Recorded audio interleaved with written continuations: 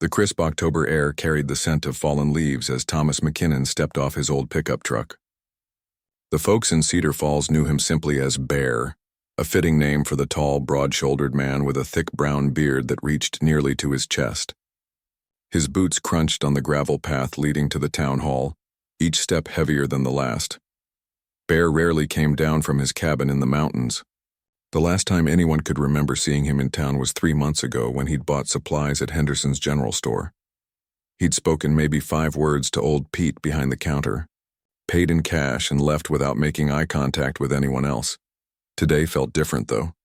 Today, something had pulled him down from those quiet hills where he'd lived alone for the past 5 years.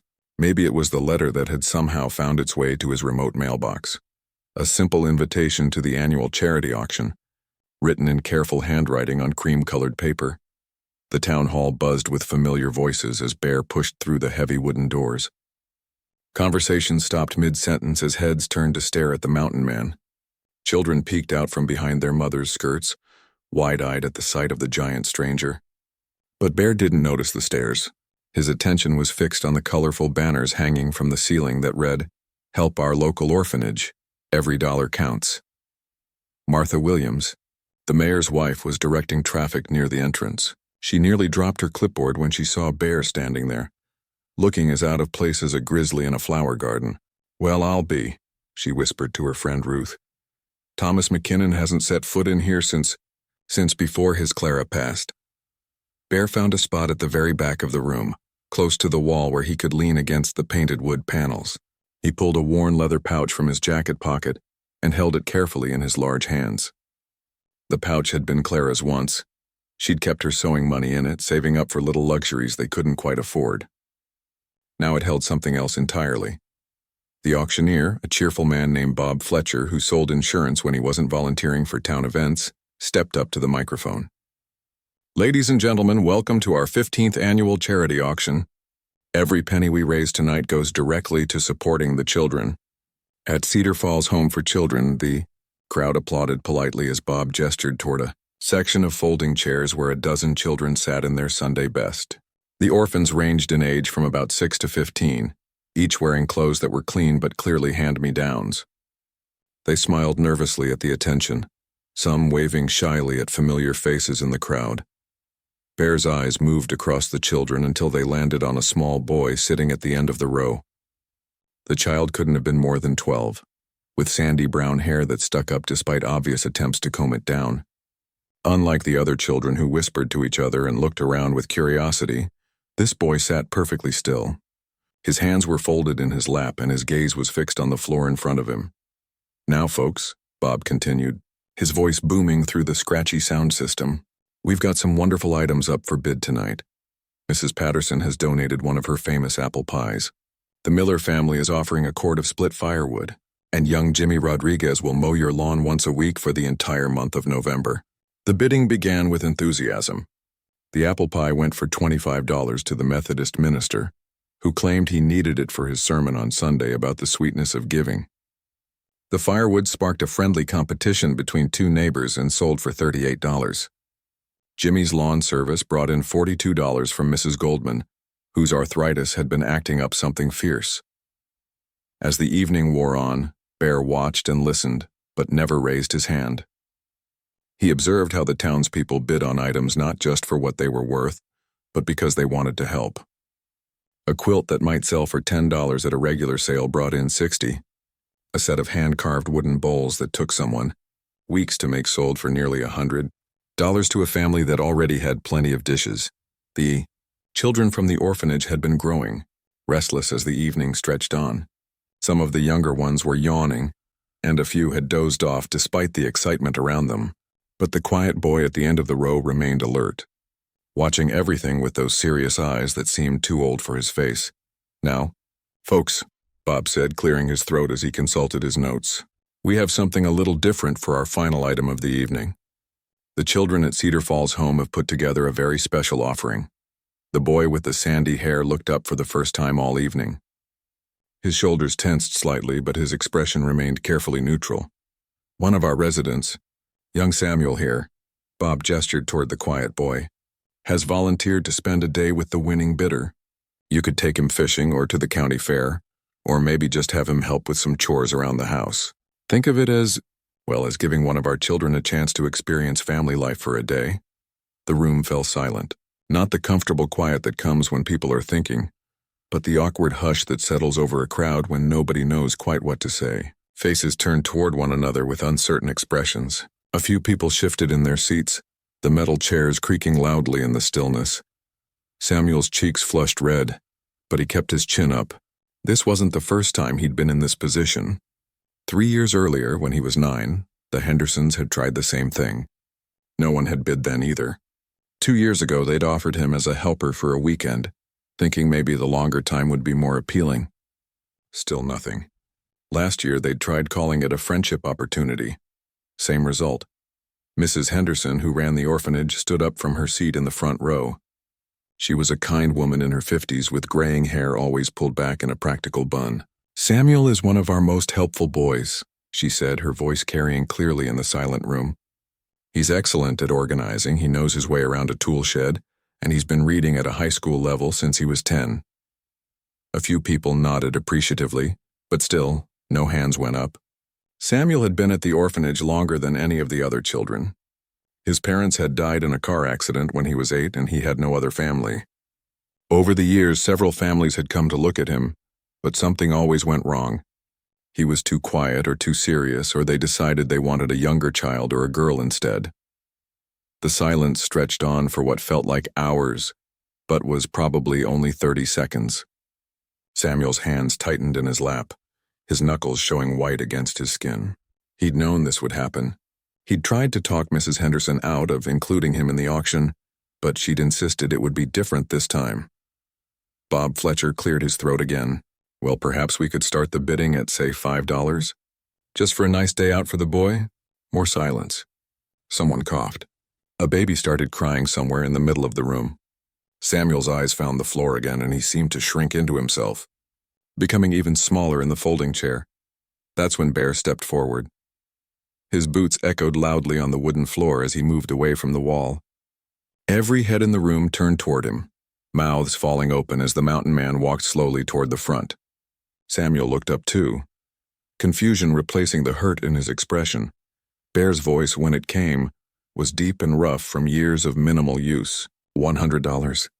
The gasp that rose from the crowd was audible. $100 was more money than most families in Cedar Falls saw in 2 months.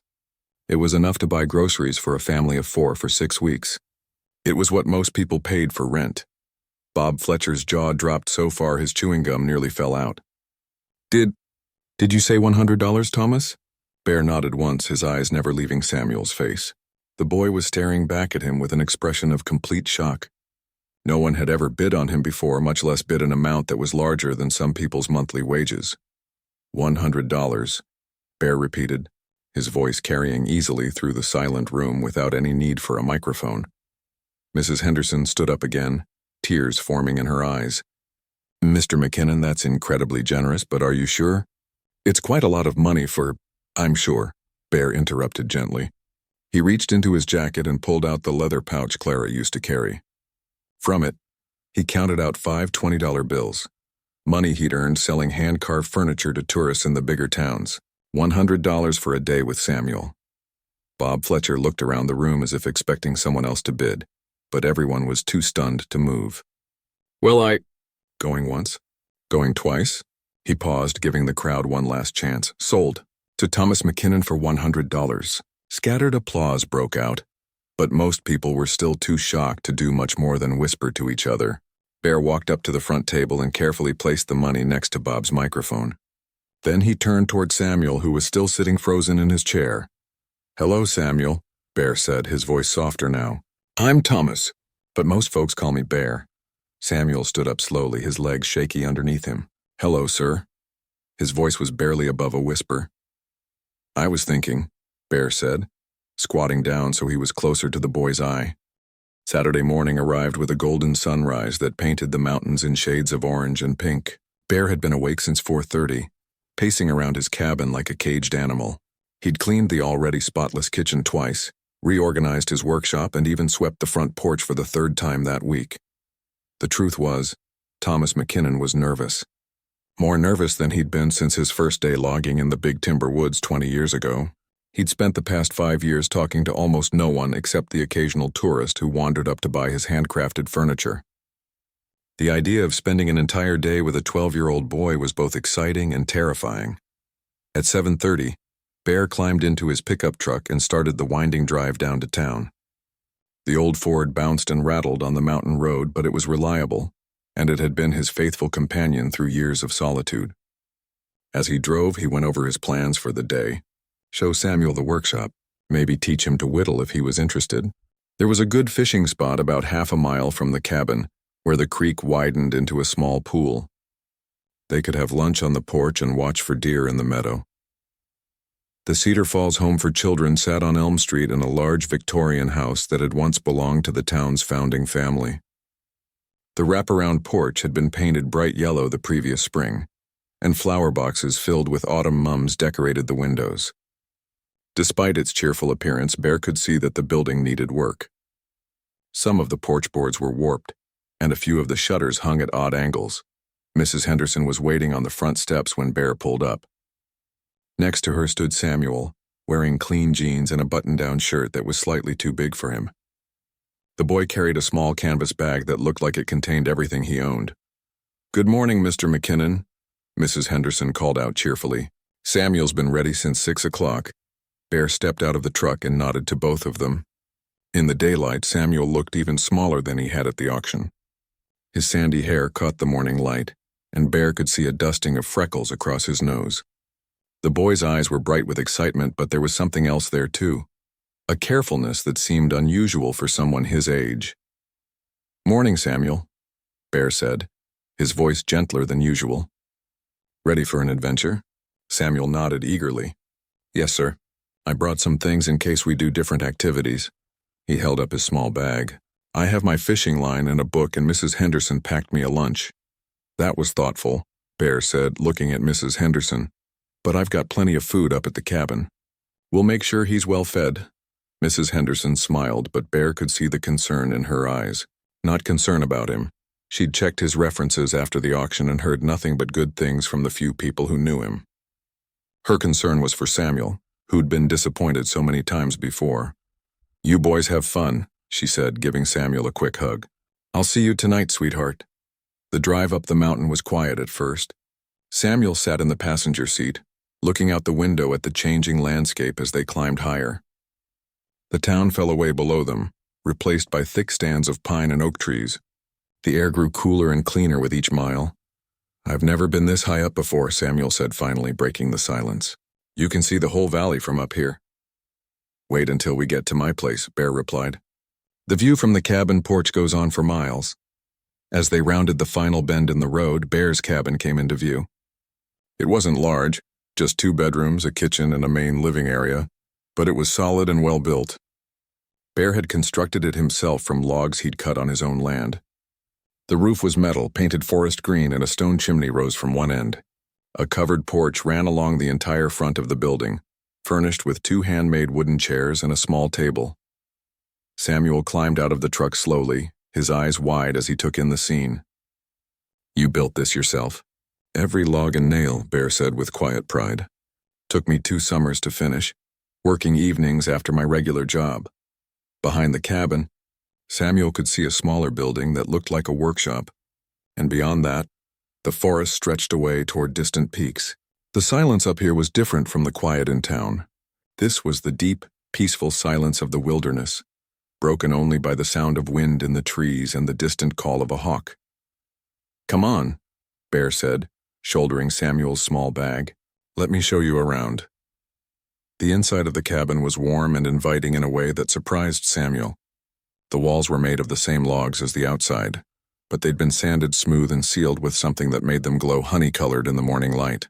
Handmade furniture filled the rooms, a dining table carved from a single piece of oak, chairs that were both sturdy and comfortable, and bookcases that reached from floor to ceiling. "Did you make all of this?" Samuel asked, running his hand along the smooth surface of the dining table. Bear nodded. "Keeps me busy during the long winter evenings." He paused, watching Samuel examine the craftsmanship. "You interested in woodworking?" I don't know much about it, Samuel admitted, but I like making things with my hands. At the orphanage, I help fix things when they break. Mrs. Henderson says I'm good at figuring out how things work. Something in the boy's voice made Bear look at him more carefully. There was intelligence there and curiosity, but also a hunger for knowledge that probably wasn't being satisfied in his current situation. Well then, Bear said, let's start with the workshop. The smaller building behind the cabin was Bear's pride and joy. Sunlight streamed through large windows, illuminating workbenches covered with tools that were clearly well-maintained and frequently used. Wood shavings covered the floor in some areas, and the air smelled of sawdust and linseed oil. Hand tools hung from pegboards on the walls, each in its proper place. But what caught Samuel's attention immediately were the toys. They were everywhere, on shelves, hanging from the ceiling, lined up on one of the workbenches. Wooden horses with flowing manes, carved trains with intricate details, toy soldiers painted in bright colors, and dollhouses complete with tiny furniture. Each piece showed incredible skill and attention to detail. These are beautiful, Samuel breathed, picking up a small wooden bear that fit perfectly in his palm. Are they for sale? Bear was quiet for a long moment. I made them for children, he said finally. Been making them for years, but, well, I don't get many young visitors up here. Samuel looked around the workshop with new understanding. All of this beautiful work, created with such care but with no children to enjoy it. Maybe I could help you find kids who would like them. The ones at the orphanage would love these. The offer was made so innocently, with such genuine desire to help, that Bear felt something shift in his chest. When was the last time someone had wanted to help him with anything? That's a kind thought, Samuel. Maybe we can talk about that later. Bear moved to one of the workbenches and picked up a small piece of pine. For now, how about I teach you to whittle? It's the best place to start if you want to learn woodworking. For the next 2 hours, Bear patiently showed Samuel how to hold the knife, how to make controlled cuts, and how to work with the grain of the wood instead of against it. The boy was a quick learner, and his natural dexterity with his hands made the basic techniques come easily to him. The trick, Bear explained, guiding Samuel's hands as he shaped a small bird, is to take your time. The wood will tell you what it wants to become, but you have to listen carefully. Samuel frowned in concentration as he made a careful cut along the bird's wing. How do you listen to wood? You feel how it cuts. You notice where it's easy and where it resists. You look at the grain and see the patterns. Bear watched as Samuel's knife revealed more of the bird's shape. You're doing real well for your first time. When their stomachs started rumbling, Bear led Samuel back to the cabin for lunch. He'd prepared simple food, sandwiches made with bread he'd baked himself, fresh vegetables from his garden, and cold milk from the dairy down in the valley. But to Samuel, who was used to cafeteria-style meals shared with a dozen other children, eating lunch alone with Bear felt special. Can I ask you something, Mr. Bear? Samuel said as they sat on the porch looking out over the valley. Just Bear is fine. And yes, you can ask me anything. Why do you live up here all by yourself? Don't you get lonely? It was a direct question, the kind adults usually avoided asking each other. But coming from Samuel, it didn't feel invasive. It felt like genuine curiosity from someone who understood what loneliness was like. Bear was quiet for a while, watching a red-tailed hawk circle high above the meadow. I used to live in town, he said finally. I was married to a wonderful woman named Clara. We had plans for a family, dreams about the life we'd build together. Samuel waited patiently, sensing there was more to the story. Clara got sick when I was 28. Cancer. She fought hard, but... Bear's voice trailed off. After she died, town felt too full of memories. Too many places where I expected to see her, so I came up here to build something new. That must have been very hard, Samuel said quietly. I'm sorry about your wife. The simple sympathy in the boy's voice nearly undid Bear. Adults always tried to fix things or offer advice when he mentioned Clara. 3 months had passed since that first Saturday, and the weekly visits between Bear and Samuel had become the highlight of both their lives. Every Friday evening, Samuel would pack his small bag with eager anticipation. Every Saturday morning, Bear would clean his cabin one more time and check that he had everything ready for another day of adventures. What the people of Cedar Falls didn't know was that Bear McKinnon had been quietly watching over their town for years. Long before he'd ever bid on a day with Samuel, He'd been sending anonymous help to those who needed it most. Mrs. Henderson discovered this by accident on a cold Tuesday morning in January. She'd arrived early at the orphanage to check on a heating problem when she noticed an envelope slipped under the front door.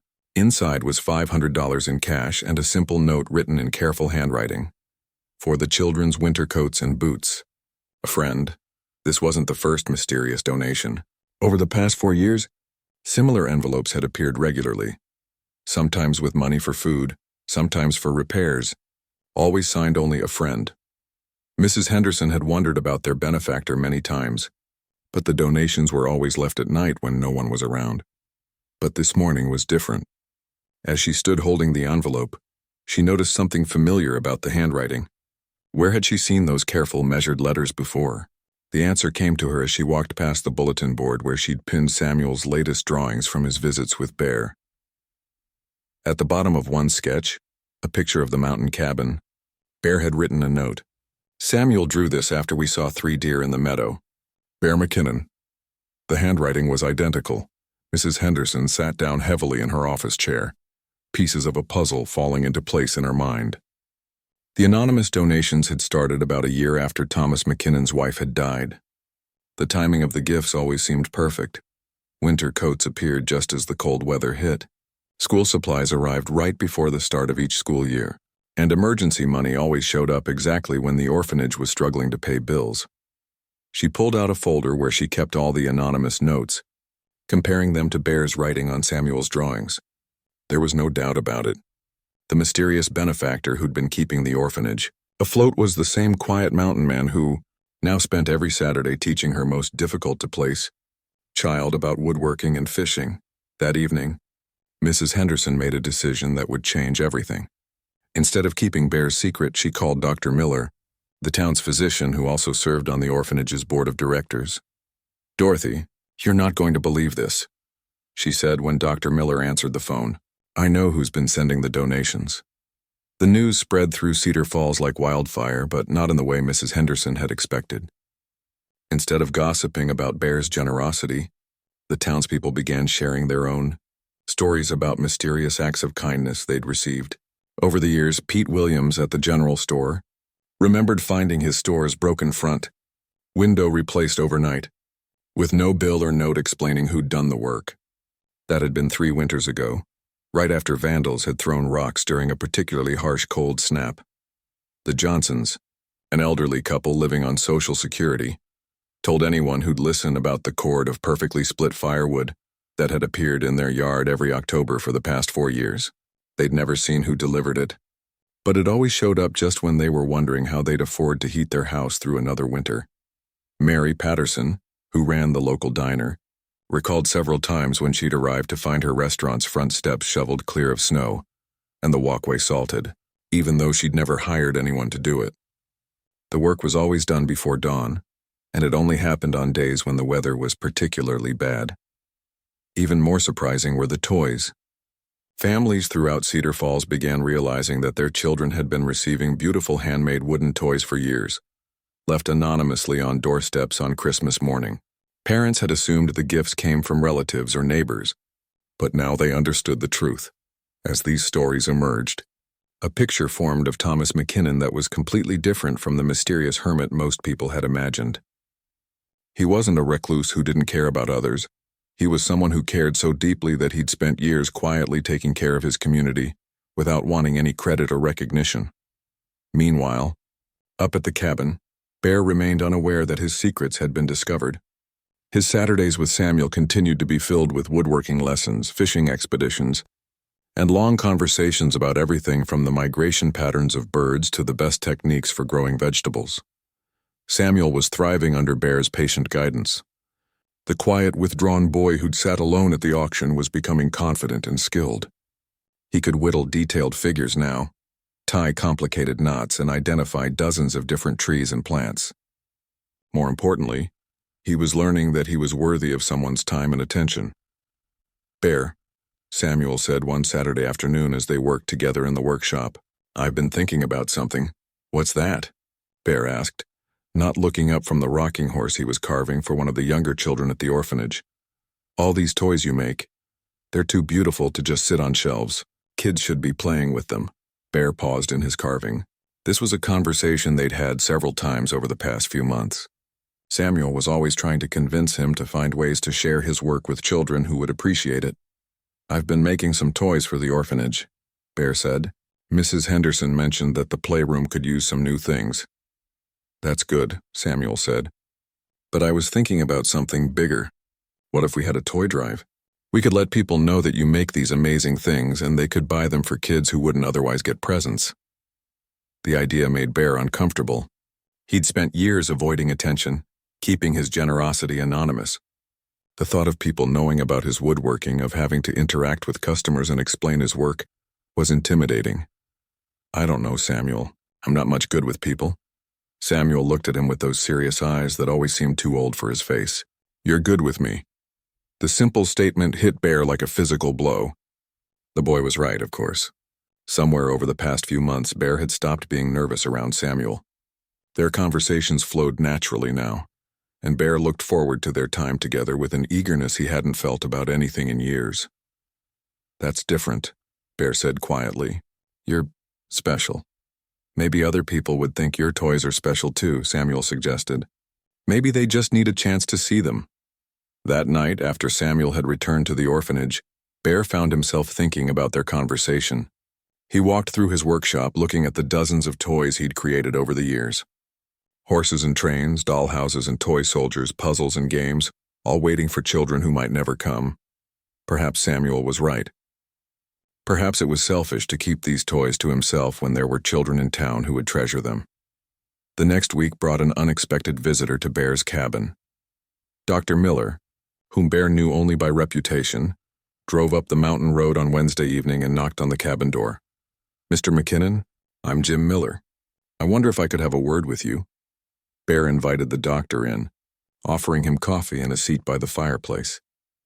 Dr. Miller was a man in his 60s with kind eyes and an easy manner that put people at ease. "I'll get straight to the point," Dr. Miller said. "Mrs. Henderson figured out that you've been our anonymous benefactor all these years. Don't worry," he added quickly, seeing Bear's expression. "She's not planning to announce it to the world, but she wanted you to know how grateful we all are." Bear stared into his coffee cup, unsure how to respond. The secret he'd guarded so carefully was out, at least partially. "I also wanted to talk to you about Samuel," Dr. Miller continued. "That boy has changed completely since he started spending time with you. Mrs. Henderson says he's like a different child. Confident, happy, engaged with the world in a way he never was before."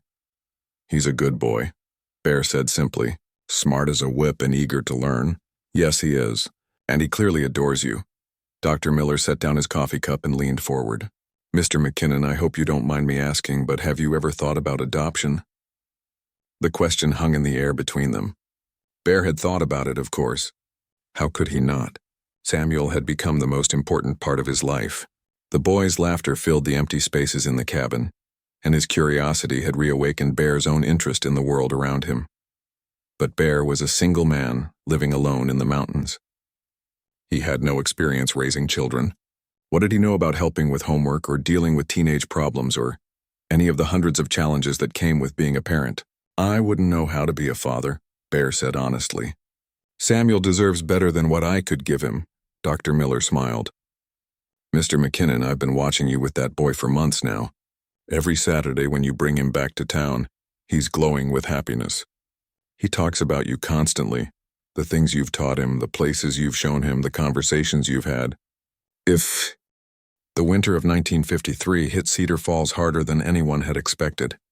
By February, 3 feet of snow covered the ground, and the temperatures hadn't risen above freezing in 2 weeks. The old Victorian house that served as the Cedar Falls home for children creaked and groaned under the weight of ice and snow, its aging bones protesting against the brutal cold.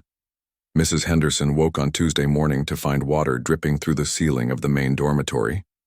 She grabbed flashlights and buckets, rallying the older children to help move beds and furniture away from the worst leaks. By afternoon, it was clear that several roof shingles had been torn off by the wind, leaving gaping holes that let in both snow and freezing air.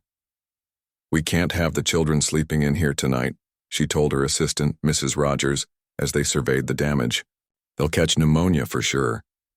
The two women spent the evening rearranging sleeping spaces, cramming extra beds into every available room. The younger children thought it was an adventure, but Mrs. Henderson knew they were in serious trouble. The roof needed immediate repair, but who could fix it in weather like this? Most of the local contractors were dealing with their own storm damage, and the few who might be available would charge more than the orphanage could afford. That night, Mrs. Henderson sat at her kitchen table, trying to figure out how to pay for emergency repairs on a budget that was already stretched thin. The mysterious donations from a friend had stopped coming ever since she'd figured out they were from Bear, and she didn't feel right asking him for more money when he was already doing so much for Samuel. She was still sitting there at midnight when she heard a truck rumbling up the driveway. Mrs. Henderson pulled back the kitchen curtain and peered out into the snowy night. Through the swirling flakes, she could see the headlights of an old pickup truck. The engine shut off and two figures climbed out, one tall and broad, the other much smaller. "Bear?" she whispered to herself. "What's he doing here at this hour?" She watched as Bear McKinnon and Samuel unloaded lumber, tools, and what looked like roofing materials from the truck bed. Even in the bitter cold and driving snow, the two worked together with practiced efficiency, stacking supplies near the front porch. Mrs. Henderson threw on her coat and boots and hurried outside. "Mr. McKinnon, Samuel, what on earth are you doing here so late?" Bear looked up from where he was organizing tools. Snow clung to his beard and his breath formed white clouds in the frigid air. "Heard about your roof problem. Figured it couldn't wait until morning. But how did you—" Mrs. Henderson began, then stopped. Of course he'd heard. In a town the size of Cedar Falls, news traveled fast, especially bad news. "We brought everything we need to patch the holes tonight and do proper repairs in the morning," Bear said. Samuel here insisted on coming along to help. The boy grinned at Mrs. Henderson from under a wool cap that was almost too big for his head. "I told Bear we couldn't let the little kid sleep in the cold. Besides, I know where everything is in the building, so I can help him work faster." Mrs. Henderson felt tears freeze on her cheeks. "Mr. McKinnon, I can't ask you to work in weather like this. It's dangerous, and you didn't ask," Bear interrupted gently. "And I've worked in worse weather than this. Samuel will stay inside where it's warm and hand me tools through the window. We'll have those holes covered before morning." For the next 6 hours, Bear worked on the roof in conditions that would have sent most people running for shelter. Samuel stationed himself in the attic, passing tools and supplies up through the damaged sections while Bear crawled around on the icy roof, securing tarps and emergency patches. Mrs. Henderson and Mrs. Rogers kept hot coffee brewing and worried constantly about the man risking his life above their heads. By dawn, the immediate crisis was over. The holes were covered with heavy tarps secured by boards, and no more snow was getting into the building. Bear had also identified which shingles needed to be replaced and where the gutters had been damaged by falling ice. "This will hold until the weather breaks," he told Mrs. Henderson as they stood in the kitchen, both warming their hands around cups of coffee. "Shouldn't be more than a few days. Once this storm passes, I'll come back and do the permanent repairs. Mr. McKinnon, I don't know how to thank you. The children would have been miserable, and I don't know what we would have done." Bear shrugged, uncomfortable as always with gratitude. "Had to be done. Can't have children sleeping in the cold." Word of Bear's midnight rescue mission spread through Cedar Falls before the storm had even finished. By Thursday, when the snow finally stopped falling and the sun came out, it seemed like everyone in town had heard about the mountain man who'd risked his life to fix the orphanage roof in the middle of a blizzard. But the story grew in the telling, as stories do in small towns.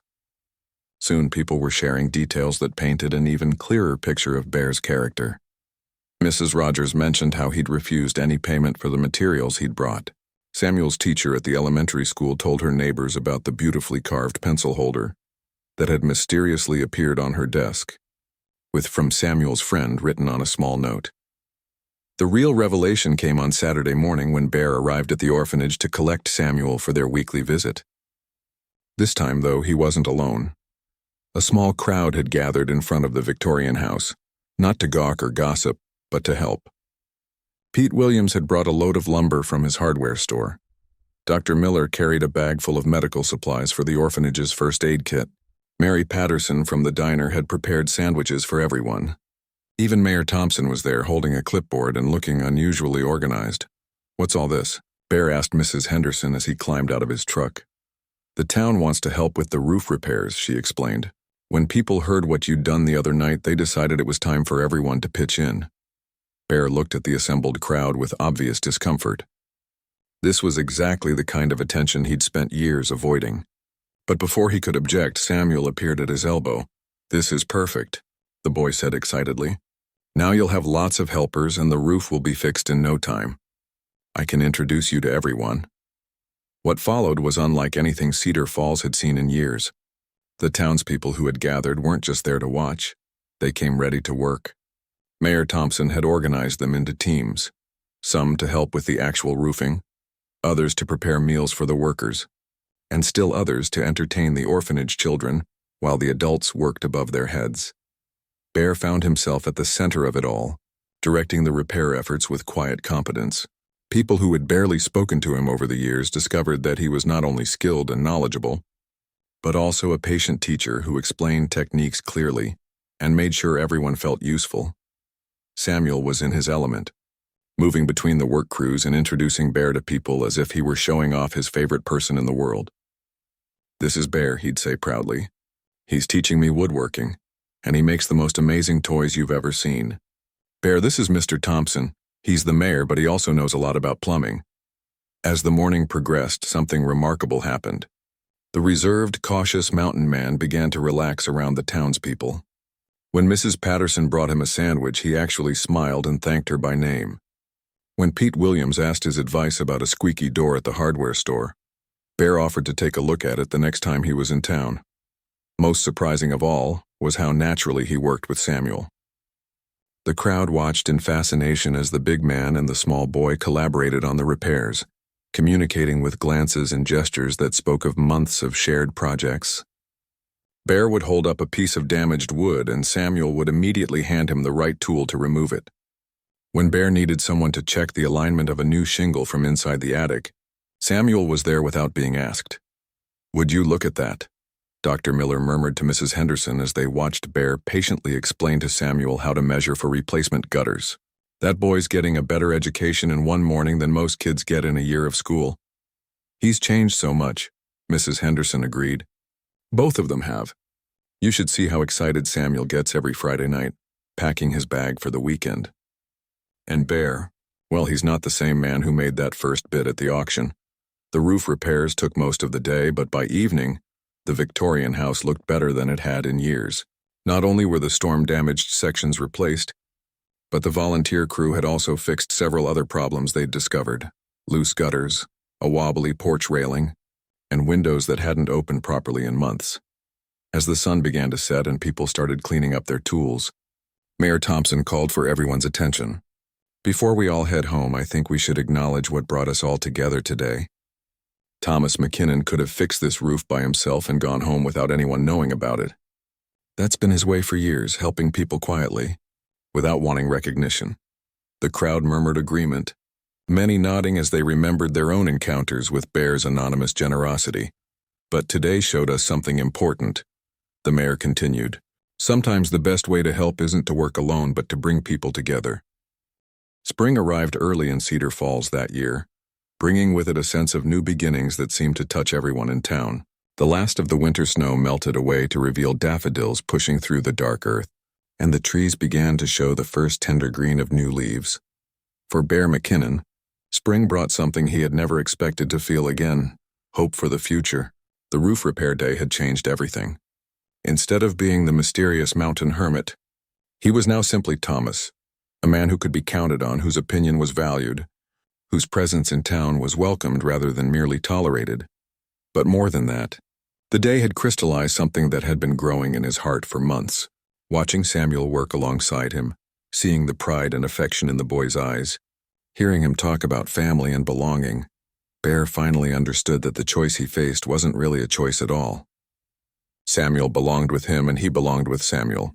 The question was whether he had the courage to make it official.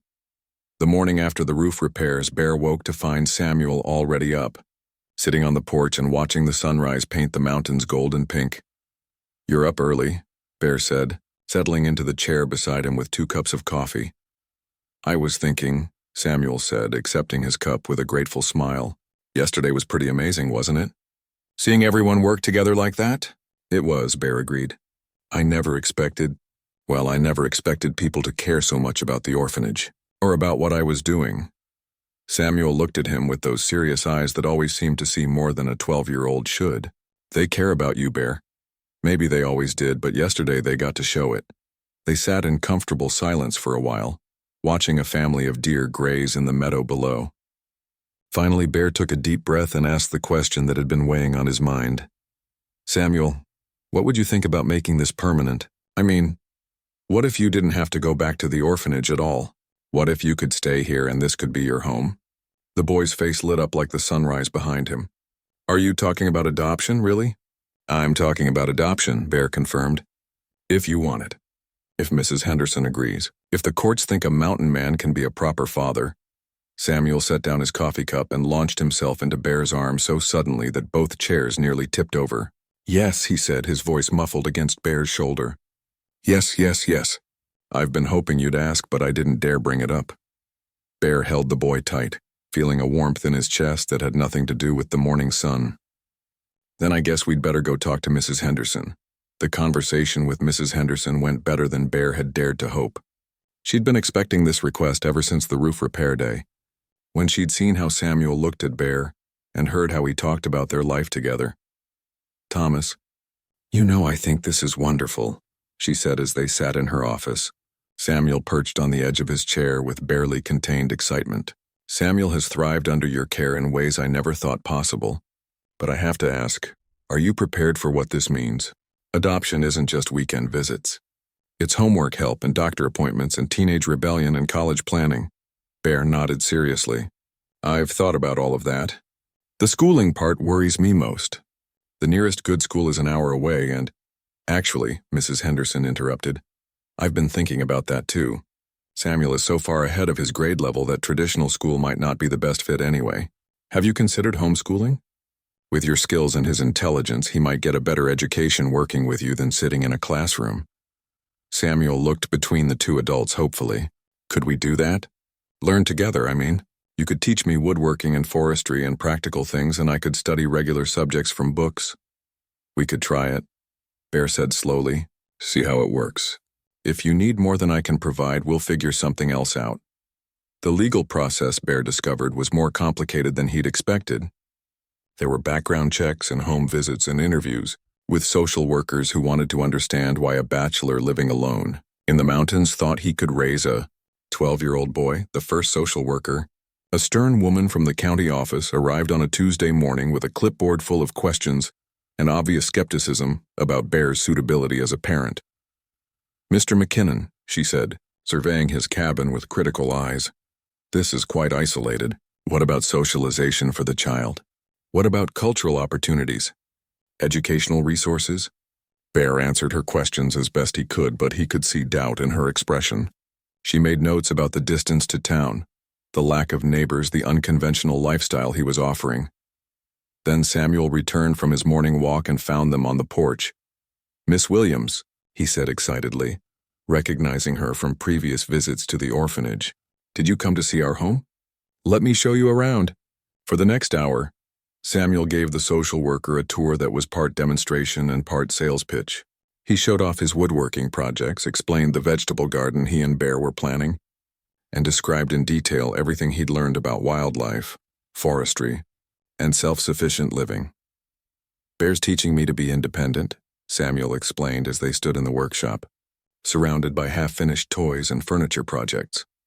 But not just independent like knowing how to take care of myself. Independent like knowing how to take care of other people too. See all these toys? We're going to give them to kids who don't have much. Bear says that's what having enough really means. Having enough to share. Miss Williams's expression gradually shifted from skepticism to interest, to something approaching amazement.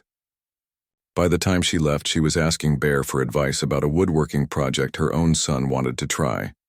But Bear's biggest worry wasn't the social workers or the legal paperwork. His biggest worry was whether he truly deserved to be Samuel's father. The boy had already lost so much.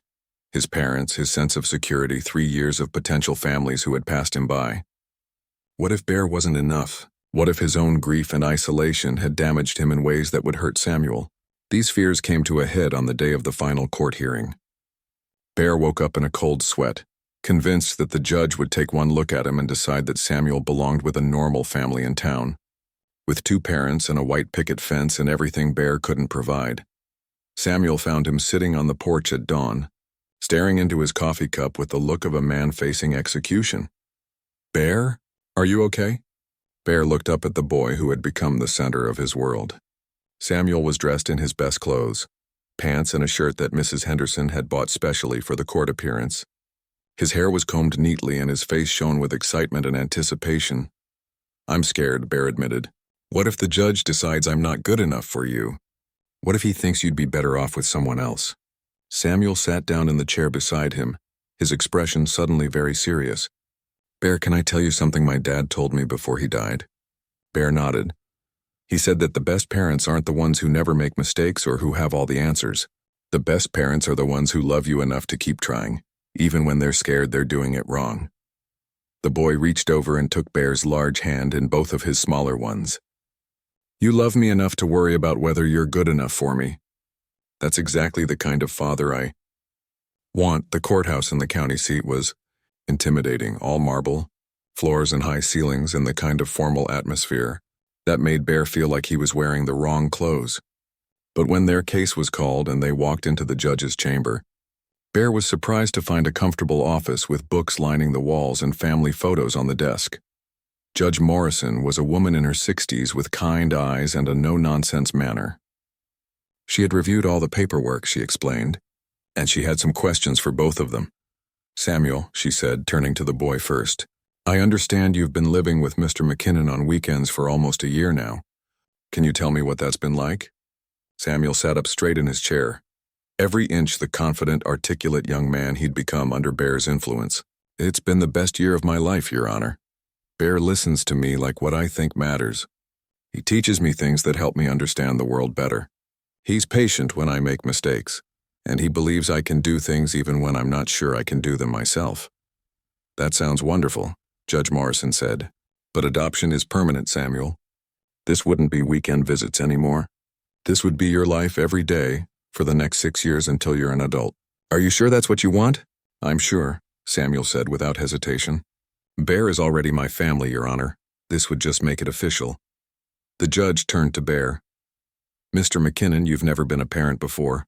Samuel is 12 years old. In many ways, these are going to be the most challenging years of his life. Adolescence, high school, thinking about college and career choices. Are you prepared for all of that?" Bear took a deep breath. "Your Honor, I can't promise I'll never make mistakes. I can't promise I'll always know the right thing to do. But I can promise that Samuel will always know he's loved and wanted."